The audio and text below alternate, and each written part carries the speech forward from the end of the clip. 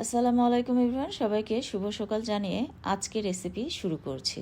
তো এখানে 100 গ্রামের মতো হাড়ছাড়া চিকেন আমি ব্লেন্ডারে ব্লেন্ড করে নিয়েছি। আপনারা চাইলে পাটায় পিষে কিংবা ছুরির সাহায্যেও এই কাজটি করে নিতে পারেন। আর এর সাথে পরিমাণ মতো আমি একটুখানি সয়া সস, স্বাদ মতো লবণ, মরিচ পাউডার একটুখানি নিয়েছি, লেবুর রস একটু নিয়েছি, আদা পেস্ট, রসুন পেস্ট একটুখানি নিয়েছি, আর টমেটো সস অল্প একটু নিয়েছি। এগুলি কিন্তু একদম অল্প অল্প করে এর সাথে অ্যাড করে খুব ভালোভাবে মিক্স করে নিয়েছি।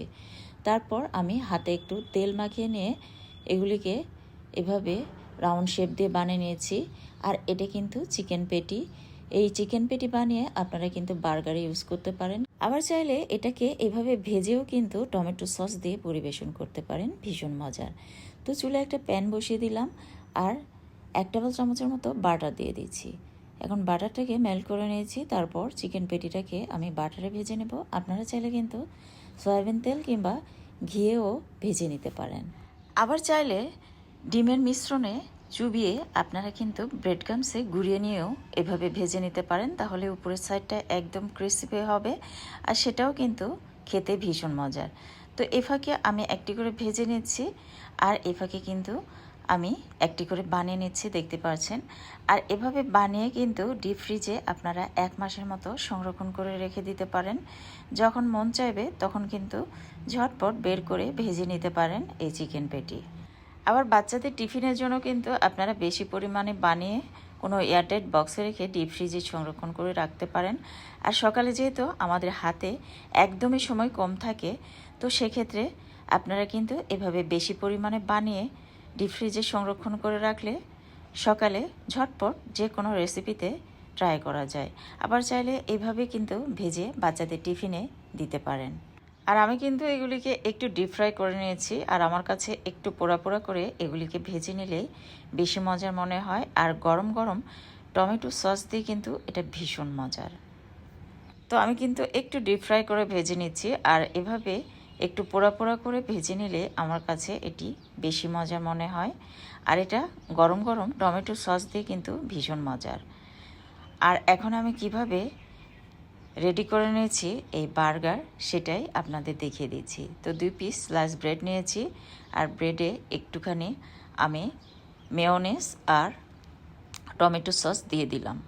আর মেয়োনেজ, টমেটো সসেস এগুলি যদি আমরা হাতে কাছে কিনে রেখে দিই, তাহলে বাচ্চারা যখন জিদ করে ঝটপট কিন্তু এই মজাদার রেসিপিগুলি বানিয়ে নিতে পারি কোনো ঝামেলা ছাড়াই। আর এগুলি কিনে একবার রেখে দিলে কিন্তু অনেকবার ইউজ করা যায়।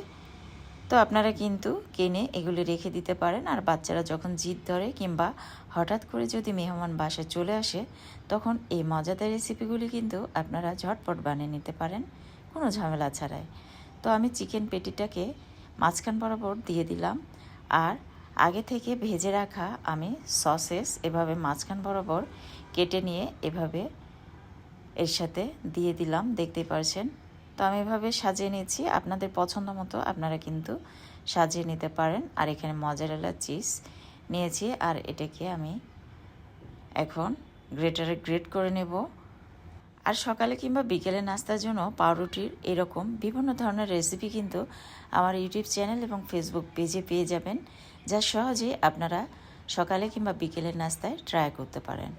আর বাচ্চাদের টিফিনের জন্য কিন্তু পারফেক্ট রেসিপিগুলি আমি শেয়ার করার চেষ্টা করি। তো আপনাদের কাছে অনেক ভালো লাগবে আমার ইউটিউব চ্যানেল এবং ফেসবুক পেজ থেকে ঘুরে আসবেন। আর আমার ফেসবুক পেজ এবং ইউটিউব চ্যানেলের কোনো একটি ভিডিও আপনাদের কাছে ভালো লেগে থাকলে অবশ্যই ফেসবুক পেজ থেকে দেখে থাকলে ফলো দিয়ে সাথে থাকবেন। আর ইউটিউব চ্যানেল থেকে দেখে থাকলে সাবস্ক্রাইব করে আমাকে সাপোর্ট করবেন। তো চুলে একটা প্যান বসিয়ে দিলাম আর প্যানে দিয়ে দিলাম রেডি করা ব্রেডটাকে। আর এখন এখানে বাটার দিচ্ছি, বাটার দিয়ে এটাকে আমি ভেজে নিচ্ছি। আর চুলার পাওয়ারটা এই পর্যায়ে কিন্তু একদম মিডিয়াম টু লো পাওয়ারে রেখে এটাকে ভেজে নিতে হবে, তা না হলে কিন্তু পুড়ে যাবে। তো অবশ্যই চুলার পাওয়ারটা মিডিয়ামের চেয়ে কম পাওয়ারে রাখতে হবে। তো আমি কিছু পরিমাণ মজারেলা চিজ এখন গ্রেটার দিয়ে গ্রেট করে এর সাথে অ্যাড করে দিচ্ছি। আর মজারেলা চিজ কিন্তু বাচ্চাদের জন্য অনেক হেলদি একটি খাবার। আর বাচ্চাদের টিফিনের জন্য কিন্তু আমি এই ধরনের আইটেম রাখার চেষ্টা করি, তাতে বাচ্চারাও অনেক বেশি পছন্দ করে আর হেলদিও বটে।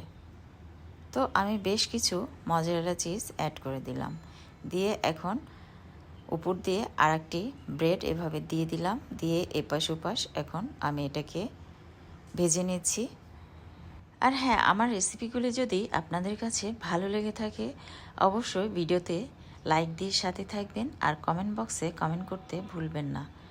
আর চাইলে টাইমলাইনে শেয়ার করে রেখে দিতে পারেন, যখন মন চাইবে ঝটপট কিন্তু এই রেসিপিগুলি বানিয়ে নিতে পারেন। তো আমার চিকেন বার্গার পেটি কিন্তু অলমোস্ট ডান। তো অবশ্যই রেসিপিটি একটিবার হলেও ট্রাই করবেন।